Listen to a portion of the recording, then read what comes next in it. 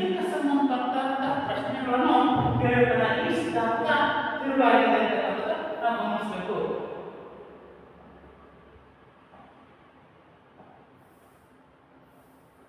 ನಿಯಮ ಏನಿರೋ ನಿಯಮ ಅಂತ ಕೇಳಿದ್ರೆ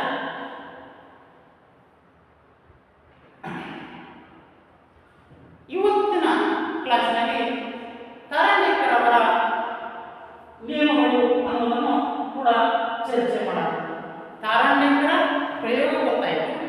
ಇವತ್ತಿನ ದಿನಗಳಲ್ಲಿ ತಾರಾಣಿಕರ ಪ್ರಯೋಗಗಳನ್ನು ನಾವು ಏನು ಮಾಡ್ಬೋದು? ಮೊದಲ 3 ನಿಯಮಗಳಲ್ವ? ಎಷ್ಟು ನಿಯಮಗಳ? 3 ನಿಯಮಗಳ.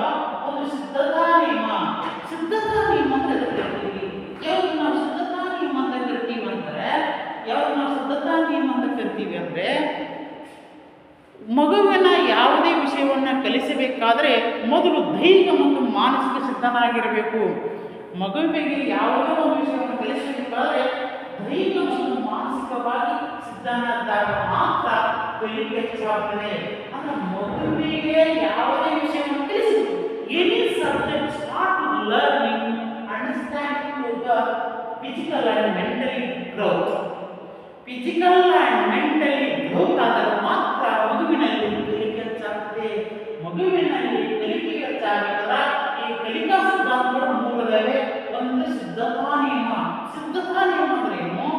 ಮಗುವಿಗೆ ಯಾವುದೇ ವಿಷಯವನ್ನು ಎನಿ ಸಬ್ಜೆಕ್ಟ್ ಯಾವುದೇ ವಿಷಯವನ್ನು ಕಲಿಸಬೇಕಾದ್ರೆ ಮೊದಲು ದೈಹಿಕ ಮತ್ತು ಮಾನಸಿಕ ಸಿದ್ಧರಾಗಬೇಕು. ಫಿಸಿಕಲ್ ಅಂಡ್ ಮೆಂಟಲಿ ಪ್ರಭುತ್ವನಾಗಿರಬೇಕು. ಮಗುವಿಗೆ ದೈಹಿಕವಾಗಿ ಮಾನಸಿಕವಾಗಿ ಸದೃಢನಾದಾಗ ಮಾತ್ರ ಕಲಿಕೆ ಹೆಚ್ಚಾಗುತ್ತದೆ ಅಂತಕ್ಕಂಥದ್ದು. ಅಂದಾಗ ಮಾತ್ರ ಕಲಿಕೆ ಹೆಚ್ಚಾಗುತ್ತದೆ. ಒಂದು ಮಗುವಿನಲ್ಲಿ ಕಲಿಕೆ ಹೆಚ್ಚಾಗಬೇಕಾದ್ರೆ ಈ ಕೆಳಗಿನ ಯಾವ ಹೇಳಿಕೆ ಸರಿಯಾಗಿದೆ? ಒಂದು ಮಗುವಿನಲ್ಲಿ ಕಲಿಕೆ ಹೆಚ್ಚಾಗಬೇಕು. ಕಲಿಕೆ ಹೆಚ್ಚಾದರೆ ಈ ಕೆಳಗಿನ ಯಾವ ಹೇಳಿಕೆ ಸರಿಯಾಗಿದೆ? ಈ ಕೆಳಗಿನ ಹೇಳಿಕೆ ಯಾವುದು ಸರಿಯಾಗಿದೆ? ಒಂದಿದ್ದು ಮಾನಸಿಕ ಸಿದ್ಧ ಇರಬೇಕು, ಮಾನಸಿಕ ಸಿದ್ಧತೆ. ಎರಡನೇದು ದೈಹಿಕ ಸಿದ್ಧತೆ. ಮೂರನೇದು ಮಾನಸಿಕ ಮತ್ತು ದೈಹಿಕ ಸಿದ್ಧತೆ. ನಾಲ್ಕನೇದು ಮೇಲಿನ ಯಾವುದು ಅಲ್ಲ. ಫಿಸಿಕಲ್ ಅಂಡ್ ಮೆಂಟಲಿ ಗ್ರೋತ್ ಇರಬೇಕು. ಅಂದಾಗ ಮಾತ್ರ ಕಲಿಕೆ ಸಾಗ್ತಾ ಇದೆ. ದೈಹಿಕವಾಗಿ ಮಾನಸಿಕವಾಗಿ ಎರಡೂ ಇದ್ದಾಗ ಮಾತ್ರ ಕಲಿಕೆಯು ಹೆಚ್ಚಿನ ಪ್ರಮಾಣದಲ್ಲಿ ಬರಲು ಸಾಧ್ಯ ಆಗ್ತದೆ. ಹಾಗಾಗಿ ಒಂದು ಮಗುವಿನಲ್ಲಿ ಕಲಿಕೆ ಹೆಚ್ಚಾಗಬೇಕು. ಲರ್ನಿಂಗ್ ಯಾವ ಹೇಳಿಕೆ ಸರಿಯಾಗಿದೆ ಅಂತ ಕೇಳಿದ್ರೆ ದೈಹಿಕವಾಗಿ. ಹಾಗಾಗಿ ಮಕ್ಕಳು ದೈಹಿಕವಾಗಿ ಸದೃಢರಾಗಿ ಕಲಿಸಬೇಕು, ಮಾನಸಿಕವಾಗಿ ಸದೃಢತೆ ಕಲಿಸಬೇಕು. ಫಿಸಿಕಲ್ ಅಂಡ್ ಮೆಂಟಲ್ ಎರಡೂ ಸದೃಢದಾಗ ಕಲಿಸಿದರೆ ಕಲಿಕೆ ಹೆಚ್ಚಿನ ಪ್ರಮಾಣದಲ್ಲಿ ಸಾಕ್ತದೆ ಅನ್ನೋ ಪ್ರಮಾಣಗಳನ್ನು ನಾವು ಇಲ್ಲಿ ನೋಡಬೇಕು ಅಂತ. ನೆಕ್ಸ್ಟ್, ಈ ಕಲಿಕೆಯು ಉದಾಹರಣೆಗಾಗಿ ಗಾಯ ಬಿಟ್ಟಾಗ ಕುರಿಕು, ಕಬ್ಬಿಣಗಾದಾಗ ಬಡಿ, ಎಣ್ಣೆಗಾದಾಗ ಕುರಿ. ನಮ್ಮ ಮಗು ಕಲಿಯಲು ಸಿದ್ಧನಂತ ಕೆಲಸ. ಈಗ ನಾವಲ್ಲಿ ಸರ್ ಕ್ಲಾಸ್ ಬೇಜಾರಾಗಿದೆ ಸರ್ ಅಂತ ಅಲ್ಲಿ ಬೇಜಾರಾಗಿದೆ ಗಣಿ ಕ್ಲಾಸ್ ಬರ್ತಲ್ಲ. ಮೊದಲು ಆಟ ಆಡ್ತಾ ಫಿಸಿಕಲ್ ಅಂಡ್ ಮೆಂಟಲಿ ಗ್ರೋತ್ ಆದ್ಮೇಲೆ ಅವು ಕಲಿಕೆ ಸ್ಟಾರ್ಟ್ ಮಾಡಬೇಕು. ಅವ ಕಲಿಕೆ ಹೆಚ್ಚಿನ ಪ್ರಮಾಣದಲ್ಲಿ ಮಗುವಿನ ಮೇಲೆ ಪ್ರಭಾವ ಬೀರುತ್ತದೆ. ಮಗುವಿನ ಮೇಲೆ ಹೆಚ್ಚು ಪ್ರಭಾವ ಬೀರುವುದನ್ನು ನಾವು ಕಂಡುಹಿಡಿಯಬೇಕು. ನೆಕ್ಸ್ಟ್, ಎರಡನೇ ಏನಪ್ಪ ಅಂದ್ರೆ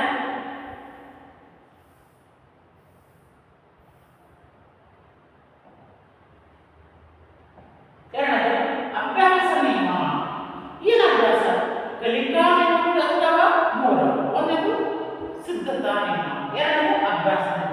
ಮಗುವಿಗೆ ಕಲಿಸಿದ ವಿಷಯ ಹೆಚ್ಚು ದಿನ ಉಳಿಯಬೇಕಾದರೆ long term learning every day practice man is a perfect man. Practice ಮಾಡ್ತಾ ಇರಬೇಕು, ಕಲಿಕೆಯನ್ನು ಕೇಳ್ತಾ ಇರಬೇಕು, ಸೈಕಲ್ ಓದ್ತಾ ಇರಬೇಕು, ದಿನಾಲು ಅಭ್ಯಾಸ ಮಾಡ್ತಾ ಇರಬೇಕು. ಆವಾಗ ಕಲಿಕೆ ಮೇಲೆ ಗ್ರಿಪ್ ಸಿಗ್ತದೆ, ವಿಷಯದ ಮೇಲೆ ಪ್ರಭುತ್ವ ಸಿಗ್ತದೆ, ವಿಷಯ ಗ್ರೋತ್ ಆಗ್ತದೆ, ಕಲಿಕೆ ಗ್ರೋತ್ ಆಗ್ತದೆ. ಆ ಮಗುವಿಗೆ ಆ ವಿಷಯವನ್ನು ಹೆಚ್ಚಿನ ಉಳಿಯಬೇಕಾದ್ರೆ ಅವನು ಅಭ್ಯಾಸ ಮಾಡಬೇಕು. ಈ driving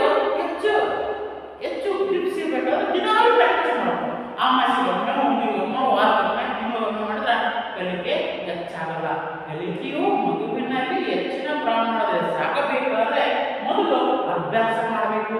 practice man perfect. Practice ಮಾಡಬೇಕು.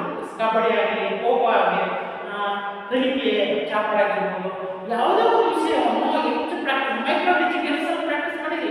ಪ್ರಾಕ್ಟೀಸ್ ಮಾಡಿ ಮಾಡಿ ಮಾಡಿ ಏನಾಯ್ತು, ಕಲಿಕೆ ಆಯಿತು. ಮೈಕ್ರೋ ಟೀಚಿಂಗ್ 45 ನಿಮಿಷ ಲೆಸನ್ಗಳು ಇವೆಲ್ಲ ಪ್ರಾಕ್ಟೀಸ್ ಮಾಡಿ ಮಾಡಿ ಮಾಡಿ ನಿಮಗೆ ಕಲಿಕೆ ಆಯಿತು. ಆ ಕಲಿಕೆಯಲ್ಲಿ ಮೊದಲು ಮಗುವಿಗೆ ಅಭ್ಯಾಸದಿಂದ ಕಲಿಸಬೇಕು. ದಿನಾಲು ಅಭ್ಯಾಸ ಮಾಡ್ತಿರ್ಬೇಕು, ದಿನಾಲು ಓದಲು ಹೇಳಬೇಕು. ಅಭ್ಯಾಸ ಓದಲು ಹೇಳಿದಾಗ ಕಲಿಕೆ ಹೆಚ್ಚಿನ ಪ್ರಮಾಣದಲ್ಲಿ ಬರ್ತದೆ ಅಂತಕ್ಕಂಥದ್ದು ನಾವು ಕಾಣ್ತೀವಿ. ನೆಕ್ಸ್ಟ್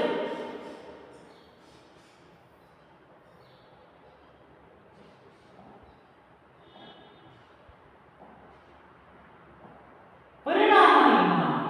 ಕಲಿಕೆಯ ನಿಯಮಗಳು 3. ಒಂದನೇದು ಸಿದ್ಧತಾ, ಅಭ್ಯಾಸ, ಪರಿಣಾಮ.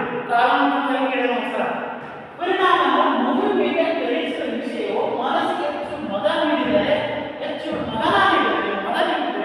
ಅದು ಪರಿಣಾಮ. ಹೆಚ್ಚು ಆಸಕ್ತಿ, ನನ್ನ ಪಾಠ ಕೇಳಿದ್ರೆ ನಿಮ್ಗೆ ಆಸಕ್ತಿ ಆದರೆ ಪರಿಣಾಮ. ಒಬ್ಬ ತರಗತಿಯಲ್ಲಿ ಶಿಕ್ಷಕನ ಪಾಠವು ಮನದಾಳದಿಂದ ಕೇಳುತ್ತದೆ, ಆಗ ಕಲಿಕಾ ನಿಯಮದಲ್ಲಿ ಎಷ್ಟನೇದರಲ್ಲಿ ಕಾಣುತ್ತೇವೆ, ಪರಿಣಾಮ ನಿಯಮದಲ್ಲಿ. ಶಿಕ್ಷಕ ಪಟ್ಟ ಪಾಠದ ವಿಷಯವನ್ನು ನಿತ್ಯವಾಗಿ ಅಭ್ಯಾಸ ಮಾಡುತ್ತದೆ, ನಿತ್ಯವಾಗಿ ಮನೆಗೆಲಸ ಮಾಡುತ್ತದೆ. ಇದು ಕಲಿಕಾ ನಿಯಮದಲ್ಲಿ ಎಷ್ಟೆಂದು ಎದ್ದಿತ್ತು. ಮಗು ಶಿಕ್ಷಕ ತರಗತಿಯಲ್ಲಿ ಬಂದಾಗ ಮಗು ದೈಹಿಕವಾಗಿ ಮಾನಸಿಕ ಸದೃಢನಾಗುತ್ತದೆ, ಆಗ ಇದು ಕಲಿಕಾ ನಿಯಮದಲ್ಲಿ ಎಷ್ಟೆಂದ ಬಂಧನಿಂದ. ಈಗ ಬೇರೆ ಬೇರೆ ರೀತಿಯ ಪ್ರಶ್ನೆಗಳು, ಬೇರೆ ಬೇರೆ ರೀತಿಯ ಪ್ರಶ್ನೆಗಳು ಕೇಳ್ತಾನ, ಬಹಳ ಜಾಗೃತಿಯಿಂದ ಇರಬೇಕು. ಈ ಪರಿಣಾಮದಿಂದ ಮಗುವಿಗೆ ಕಲಿಸಿದ ವಿಷಯವು ಹೆಚ್ಚು ಮದ ನೀಡಬೇಕು, ಹೆಚ್ಚು ಆಸಕ್ತಿ ಆಗಬೇಕು. ಯಾವಾಗ ಮಗುವಿಗೆ ಹೆಚ್ಚು ಆಸಕ್ತಿ ಆಗ್ತದೋ, ಮಗುವಿಗೆ ಹೆಚ್ಚು ಯಾವಾಗ ಮದ ನೀಡುತ್ತೋ, ಅದು ಕಲಿಕೆಯ ಪ್ರಮಾಣ ಹೆಚ್ಚಾಗ್ತದೆ. ಹಾಗಾಗಿ ಪರಿಣಾಮ ಏನುಂటే ಮಗುವಿಗೆ ಕಲಿಸಿದ ವಿಷಯವು ಹೆಚ್ಚು ಮದ ನೀಡುತ್ತದೆ, ಹೆಚ್ಚು ಆಸಕ್ತಿ ಆಗ್ತದೆ. ಹೆಚ್ಚು ಕಲಿತಕ್ಕೆಲ್ಲ ಹೆಚ್ಚಿನ ಪ್ರಮಾಣದಲ್ಲಿ ಏನಾಗ್ತದ, ಆಸಕ್ತಿ. ಮಗುವಿಗೆ ಆಸಕ್ತಿ ಬರ್ತಾ ಇದೆ ಅಂತಂದ್ರೆ ಆ ಮಗು ಪರಿಣಾಮ ಇರ್ತದೆ. ಶಿಕ್ಷಕರು ತರಗತಿಯಲ್ಲಿ ಕಲಿಸಿದ ವಿಷಯ ಮಗುವಿಗೆ ಆನಂದ ಆಗ್ತದೆ, ಸಂತೋಷವಿರ್ತಾಗ್ತದೆ, ತಲ್ಲೀನನಾಗ್ತಾನೆ. ಅದುವೇ ಪರಿಣಾಮ. ಒಬ್ಬ ಶಿಕ್ಷಕನ ತರಗತಿಯಲ್ಲಿ ಒಬ್ಬ ಶಿಕ್ಷಕನ ತರಗತಿಯಲ್ಲಿ ಒಂದು ಮಗು ಚಾಚು ತಪ್ಪದೆ ಮನಸ್ಸು ಪಾಠ ಕೇಳಿದೆ ಕಾರಣ ಪರಿಣಾಮ. ಮೊದಲ ಮಗು ದೈಹಿಕವಾಗಿ ಮಾನಸಿಕ ಸದೃಢ ಆಗ್ತದೆ, ಮಗು ನಿತ್ಯದಲ್ಲಿ ತರಗತಿಯಲ್ಲಿ ನಿತ್ಯ ಹಾಜರಾಗ್ತದೆ, ಅಭ್ಯಾಸ ನಿಯಮ. ಕಲಿತ ವಿಷಯವು ಹೆಚ್ಚು ಆಸಕ್ತಿಯಿಂದ ತಲ್ಲೀನರಾಗಿ ಅದರಲ್ಲೇ ಉತ್ತಮವಾಗುವುದು ಪರಿಣಾಮ. ಈ 3 ನಿಯಮಗಳನ್ನು ನೀವು ಬರೆದಿರಬೇಕು ಅಂತಕ್ಕಂಥದ್ದು ನಾವು ಕಾಣ್ತೀವಿ. ನೆಕ್ಸ್ಟ್ ಇದಕ್ಕೆ ಸಂಬಂಧಪಟ್ಟಂತೆ ಇನ್ನು ವಿಷಯಗಳನ್ನು ಮುಂದುವರೆದೆಲ್ಲ ನಿಮ್ಮ ಕಲಿಕೆಯ ಶೈಕ್ಷಣಿಕ ಕೊಡುಗೆಗಳು, ಎಜುಕೇಶನಲ್ ಇಂಪಾರ್ಟೆನ್ಸ್. ಕಲಿಕೆಯ ಶೈಕ್ಷಣಿಕ ಕೊಡುಗೆಗಳು ಏನಾವ? ಇದನ್ನು ನಾವು ಶೈಕ್ಷಣಿಕ ಕೊಡುಗೆಗಳು ಅಂತ ಹೇಳ್ತೀವಿ. ಅಂದ್ರೆ ನಿಧಾನವಾಗಿ ಕಲಿಯುವ ಮಕ್ಕಳಿಗೆ ಉಪಯೋಗ. ಇದು ಯಾವ ಉಪಯೋಗ ಅಂದ್ರೆ ಈ ನಿಧಾನವಾಗಿ ಕಲಿಯುವ ಮಕ್ಕಳಿಗೆ ಉಪಯೋಗ ಆಗ್ತದೆ. Slow learner children. ಕಲಿಕೆಯಲ್ಲಿ ನಿಧಾನವಾಗಿ ಕಲಿಯುವ ಮಕ್ಕಳಿಗೆ ಇದು ಉಪಯೋಗ ಆಗ್ತದೆ. ಪ್ರಯತ್ನ ಪ್ರಮಾಣ ಕಲಿಕೆಯ ಶೈಕ್ಷಣಿಕ ಉಪಯೋಗ. ನೆಕ್ಸ್ಟ್ ಕಲಿಬೇಕೆಂಬ ಆಂತರಿಕ ಹಂಬಲಬೇಕು. ಆಂತರಿಕ ಹಂಬಲವನ್ನು ಎಬ್ಬಿಸುತ್ತದೆ, ಆಂತರಿಕವಾದ ಬೆಂಬಲವನ್ನು ಕೊಡುತ್ತದೆ, ಆಂತರಿಕವಾದ ಹುಮ್ಮಸ್ಸನ್ನು ಬೆಳೆಸುತ್ತದೆ. ನಂತರ ಸ್ವಯಂ ಪ್ರಯತ್ನದಿಂದಲೇ ಹೆಚ್ಚು ಕಲಿತಾರೆ. ಸ್ವಪ್ರಯತ್ನದಿಂದ ಇರಬೇಕು. ಯಾರ ಪ್ರಯತ್ನದಿಂದಲ್ಲ, ಸ್ವಂತ ಪ್ರಯತ್ನದಿಂದ ಹೆಚ್ಚು ಕಲಿಕೆ ಆಗಬೇಕು. ಸ್ವಪ್ರಯತ್ನದಿಂದ ಹೆಚ್ಚು ಕಲಿಕೆ ಆಗಬೇಕು. ಅಂದಾಗ ಮಾತ್ರ ಕಲಿಕೆಯ ಪ್ರಮಾಣವು ಹೆಚ್ಚಾಗ್ತದೆ. ಒಬ್ಬ ವ್ಯಕ್ತಿಯಲ್ಲಿ, ಒಂದು ಮಗುವಿನಲ್ಲಿ ಹೆಚ್ಚಿನ ಪ್ರಮಾಣದಲ್ಲಿ ಕಲಿಕೆಯು ಸಾಗಬೇಕಾದ್ರೆ, ಮಗುವಿನಲ್ಲಿ ಹೆಚ್ಚಿನ ಪ್ರಮಾಣದಲ್ಲಿ ಸಾಗಬೇಕಾದ್ರೆ ಮೊದಲು ನಾವು ಸ್ವಪ್ರಯತ್ನದಿಂದ ಕಲಿಯಬೇಕು. ಎಲ್ಲಿಯೂ ಯಾವಾಗ ಸ್ವಪ್ರಯತ್ನದಿಂದ ಕಲಿತಾ ಇದೆಯೋ ಅಲ್ಲಿ ಕಲಿಕೆಯೂ ಎಫೆಕ್ಟ್ ಆಗ್ತದೆ. ಯಾರ ಆಶಾಕಾಂಕ್ಷೆಗಳು, ಯಾರ ಸಹಾಯ ಸಹಕಾರಗಳನ್ನು ಸ್ವಂತ ಪ್ರಯತ್ನದಿಂದ ಕಲಿದ್ರೆ ಅಲ್ಲಿ ಕಲಿಕೆಯ ಪ್ರಮಾಣ ಹೆಚ್ಚಾಗ್ತದೆ. ಪುನಃ ಅಭ್ಯಾಸದಿಂದ ದೀರ್ಘಕಾಲ ಇರುತ್ತೆ. ಒಂದು ವಿಷಯ ಒಂದು ಮಗುವಿನಲ್ಲಿ ಹೆಚ್ಚು ದೀರ್ಘಕಾಲ ಉಳಿಬೇಕಾದ್ರೆ ಆ ವಿಷಯ ಪುನಃ ಅಭ್ಯಾಸ ಮಾಡಬೇಕು. ನೋಡಿ, ಶಿಕ್ಷಕ ತರಗತಿಯಲ್ಲಿ ಕಲಿಸಿದ ವಿಷಯ ಮಗು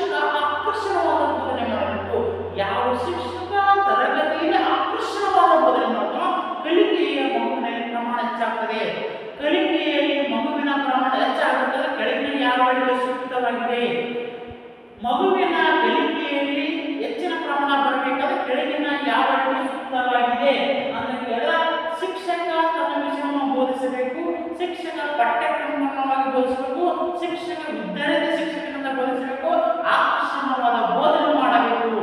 this is the fourth one. ಆಕರ್ಷಣವಾದ ಬೋಧನೆ, ಅಟ್ರಾಕ್ಟಿವ್ ಟೀಚಿಂಗ್ ಇದೆ, effect of the learner. Attractive teaching ಮಾಡಬೇಕು. ಕಲಿಕೆ ಹೆಚ್ಚಿನ ಪ್ರಮಾಣದಲ್ಲಿ ಬರಸಾಧ್ಯ. ಕಲಿಯುವ ವಿಷಯ ಬಿಡಿ ಬಿಡಿಯಾಗಿ ಕಲಿಯಬೇಕು.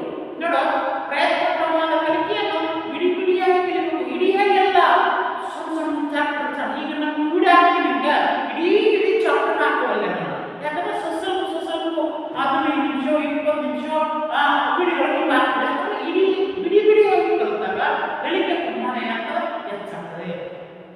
ಕೇಳೋರಿಗೆ ಈಜಿ ಆಗ್ತದೆ, ಹೇಳೋರಿಗೆ ಈಜಿ ಆಗ್ತದೆ, ಕೇಳೋರಿಗೆ ಈಜಿ ಆಗ್ತದೆ. ಹಾಗಾಗಿ ತಾರಂಟಕರ ಪ್ರಕಾರ ಮಗುವಿಗೆ ಕಲಿಕೆಯು ಯಾವ ರೀತಿ ಇರುವುದರ ಸೂಕ್ತ ಅಂತ ಹೇಳಿದ್ದಾರೆ. ತಾರಂಟಕರ ಸಿದ್ಧಾಂತ ಪ್ರಕಾರ ಮಗುವಿನ ಕಲಿಕೆ ಯಾವ ರೀತಿ ಸಾಗಬೇಕು, ಇಡಿಯಾಗಿ ಸಾಗಬೇಕು, ಬಿಡಿಸಿಯಾಗಬೇಕು, ಬಿಡಿ ಬಿಡಿಯಾಗಿ ಸಾಗಬೇಕು, ಮೇಲೆ ಯಾವುದಲ್ಲ ಬಿಡಿ ಬಿಡಿಯಾಗಿ ಸಾಗಬೇಕು. ಬಿಡಿ ಬಿಡಿಯಾಗಿ ಸ್ವಲ್ಪ ಟೀಚಿಂಗ್ ಮಾಡ್ತಾ ಹೋದಾಗ ಕಲಿಕೆ ಹೆಚ್ಚಾಗ್ತದೆ. ಕಲಿಸುವ ವಿಷಯ ಸರಳತೆಯಿಂದ, ಈಸಿ ಪ್ರೊಸೆಸ್ ಆಫ್ ಲರ್ನಿಂಗ್. ಕಲಿಸುವಂತ ವಿಷಯವು ಸರಳತೆಯಿಂದ ಕಲಿಯಬೇಕು. ಯಾವಾಗ ಕಲಿಸುವಂತ ವಿಷಯವು ಸರಳತೆಯಿಂದ ಕಲಿತದೋ ಅಲ್ಲಿ ಕಲಿಕೆಯ ಪ್ರಮಾಣ ಹೆಚ್ಚಾಗ್ತದೆ ಅಂತಕ್ಕಂಥದ್ದು ನಾನು. ಹಾಗಾಗಿ ಮಗುವಿನ ಕಲಿಕೆಯಲ್ಲಿ ಹೆಚ್ಚಿನ ಪ್ರಮಾಣ ಸಾಕಬೇಕಾದ್ರೆ ಸರಳವಾಗಿ ಕಲಿಸಬೇಕು. ಬಹಳ ಕಷ್ಟವಾಗಿ ಕಲಿಸಬಾರ್ದು. ನನಗಾ ಮಂಡಲಿ ತಿಳಿಬೋದು, ನನಗಾ ಸೈಕಲ್ ತಿಳಿಬೋದು, ಈಗೇನು ತಿಳಿದ್ರು ನಾವು ಅನ್ನಬಾರ್ದು. ನನಗಾ ಗಣಿತ ತಿಳಿಬೋದು, ನನಗಾ ಇಂಗ್ಲೀಷ್ ಆಗ್ತಾವ, ನಿನಗೇನು ತಿಳಿದ್ರು ಮಾಡಬಹುದು. ಅಲ್ಲಿ ಸರಳತೆಯಿಂದ ಕಲಿಸೋದು. ಐ ಆಮ್ ಗೋಯಿಂಗ್ ಕಮಿಂಗ್ ಈಗ ಸರಳ ಪದಗಳನ್ನು ಬಳಸ್ತಾ ಇದ್ರೆ ಇಂಗ್ಲೀಷ್ನಲ್ಲಿ ಮಗು ಕಲಿಯಲು ಪ್ರಾರಂಭಿಸ್ತದೆ. ಹಾಗಾಗಿ ಮಗುವಿಗೆ ಸರಳತೆಯಿಂದ ಕಲಿಸಬೇಕು, ವಿಷಯವನ್ನು ಸರಳವಾಗಿ ಕೊಡಬೇಕು. ಯಾವ ಶಿಕ್ಷಕ ಮಗು ಆ ವಿಷಯವನ್ನು ಇಷ್ಟಪಡುತ್ತದೆ, ಯಾವ ಶಿಕ್ಷಕನ ವಿಷಯವನ್ನು ಮಗು ಇಷ್ಟಪಡುತ್ತದೆ ಅಂದ್ರೆ ಆ ವಿಷಯವನ್ನು ಶಿಕ್ಷಕ ಸರಳವಾಗಿ ಮಾಡುತ್ತಾನ, ಆ ವಿಷಯವನ್ನು ವಿಷಯದ ಆಳಕ್ಕೆ ಹೇಳ್ತಾನ, ಆ ವಿಷಯವನ್ನು ಹೋಲಿಕೆ ಮಾಡಿರ್ತಾನ, ಮೇಲಿನ ಎಲ್ಲವೂ ಆ ವಿಷಯವನ್ನು ಸರಳವಾಗಿ ಮಾಡಬೇಕು. Any content easily process effect of the learning. ಯಾವುದೇ ವಿಷಯವನ್ನು ಸರಳವಾಗಿ ಹೇಳಬೇಕು, ಕಷ್ಟವಾಗಿ ಹೇಳಬಾರ್ದು. ಅವಾಗ ನಾನೇ ಕಷ್ಟಪಟ್ಟು ಹೇಳ್ತಾ ಇದ್ರ ಮಗು ಕೂಡ ಕಲಿಯಲ್ಲ. ಹಾಗಾಗಿ ಎಂದೂ ಕೂಡ ಗಣಿತ ಶಿಕ್ಷಕರಾಗಲಿ ವಿಜ್ಞಾನ ಶಿಕ್ಷಕರ ಎಂದೂ ಕೂಡ ವಿಷಯ ತಪ್ಪಿಗೆ ಅಂತ ಹೇಳ್ಬಾರ್ದು. ಯಾವ ಶಿಕ್ಷಕರು ಕೂಡ ವಿಷಯವು ಬಹಳ ಕಷ್ಟ ಇದೆ ಅಂತ ಹೇಳ್ಬಾರ್ದು ಅನ್ನುವಂಥದ್ದು ಇದು ಶೈಕ್ಷಣಿಕ ಉಪಯೋಗ. ಯಾಕೆ ಮಗುವಿಗೆ ಆಸಕ್ತಿ ಹೆಚ್ಚಿಗಿಂತ ಬೋಧನೆ ಮಾಡಬೇಕು. ಮಗುವಿಗೆ ಆಸಕ್ತಿ ಏನು, ಇಂಟ್ರೆಸ್ಟ್ ಏನು, ಆಸಕ್ತಿ ಅನುಗುಣವಾಗಿ ಬೋಧನೆ ಮಾಡಿದ್ರೆ ಕಲಿಕೆಯ ಪ್ರಮಾಣ ಹೆಚ್ಚಾಗ್ತದೆ. ಆಸಕ್ತಿ ಕಲಿಯಲು ಸಿದ್ಧವಿಲ್ಲದಾಗ ಕಲಿಸಿದರೆ ಕಲಿಕೆ ಪರಿಣಾಮ ಆಗಲ್ಲ. ಕಲಿಯಲು ಸಿದ್ಧವಿಲ್ಲದಾಗ ಕಲಿಸಿದ ಕಲಿಕೆಯು ಪರಿಣಾಮ ಆಗಲ್ಲ. ಮಗುವನ್ನು ದೈಹಿಕವಾಗಿ ಮಾನಸಿಕವಾಗಿ ಸಿದ್ಧನಾಗಬೇಕು. ಮಗು ದೈಹಿಕವಾಗಿ ಮಾನಸಿಕವಾಗಿ ಸಿದ್ಧನಾದಾಗ ಕಲಿಸಿದರೆ ಕಲಿಕೆಯು ಎತ್ತರ ಮಟ್ಟಕ್ಕೆ ಹೋಗುತ್ತಾದ. ಕಲಿಯಲು ಸಿದ್ಧವಿದ್ದಾಗ ಕಲಿಸಿದರೆ ಕಲಿಕೆಯು ಪರಿಣಾಮಕಾರಿಯಾಗುತ್ತಾದ. ಮಗುವಿಗೆ ಆಸಕ್ತಿ ಏನಂದ್ರೆ ಆಸಕ್ತಿಯುತವಾಗಿ ಕಲಿಸಬೇಕು. ಆಗ ಕಲಿಕೆ ಪ್ರಮಾಣ ಹೆಚ್ಚಾಗ್ತದೆ. ಬೋಧನೆ ಹೊಗಳಿಕೆ ಮತ್ತು ತೆರಳಿಕೆ ಪುನರಾವರ್ತನೆ. ಮಗುವನ್ನು ಹೊಗಳುತ್ತಾ ಇರಬೇಕು, ಹೊಗಳುವಿಕೆ ಹೆಚ್ಚಾಗಬೇಕು. ಹೊಗಳುವ ಸಂದರ್ಭ ಹೊಗಳಬೇಕು, ತೆಗಳು ಬಂದಾಗ ತೆಗಳಬೇಕು. ತೆಗಳುವಿಕೆ ಪ್ರಮಾಣ ಕಡಿಮೆ ಇರಬೇಕು, ಹೊಗಳುವಿಕೆ ಪ್ರಮಾಣ ಹೆಚ್ಚಿದ್ದಾಗ ಕಲಿಕೆಯನ್ನು ಬ್ಯಾಲೆನ್ಸ್ ಮಾಡಬಹುದು. ಶಿಕ್ಷಕ ತರಗತಿಯಲ್ಲಿ ಕಲಿಕೆಯನ್ನು ಬ್ಯಾಲೆನ್ಸ್ ಮಾಡಲು ಇದನ್ನು ಅಳವಡಿಸಿಕೊಳ್ಳಬೇಕು. ಹೊಗಳುವಿಕೆ ಮತ್ತು ತೆಗಳುವಿಕೆ ಸಮಾನವಾಗಿರಬೇಕು. ಹೊಗಳುವಿಕೆ ಪ್ರಮಾಣ ಹೆಚ್ಚಾಗಿರಬೇಕು, ತೆಗಳುವಿಕೆ ಪ್ರಮಾಣ ಕಡಿಮೆ ಇರಬೇಕು. ಮೇಲಿನ ಯಾವುದಲ್ಲ, ಹೊಗಳುವಿಕೆ ಪ್ರಮಾಣ ಹೆಚ್ಚಿರಬೇಕು. ಅಂದಾಗ ಮಾತ್ರ ಮಗು ಕಲಿತಾ ಇದೆ. ಪ್ರತಿಯೊಂದು ಮಗು ತನ್ನ ಚಟುವಟಿಕೆಗೆ ಆಸಕ್ತಿಯಿಂದ ಕಲಿಯಬೇಕಾದ್ರೆ ಮಗುವಿನ ಪ್ರತಿಯೊಂದು ರೂಪವನ್ನು ನಾವು ಅವಲೋಕಿಸಬೇಕು ಅಂತಕ್ಕಂಥದ್ದು ನಾವು ಮಾಡ್ತೀವಿ. ಹಾಗಾಗಿ ತಾರಂಟೆಯವರ ನಿಯಮದಲ್ಲಿ ಕಲಿಕೆಯು ಈ ರೀತಿಯ ಕೊಡುಗೆ ಕೊಟ್ಟಿದ್ದಾನೆ.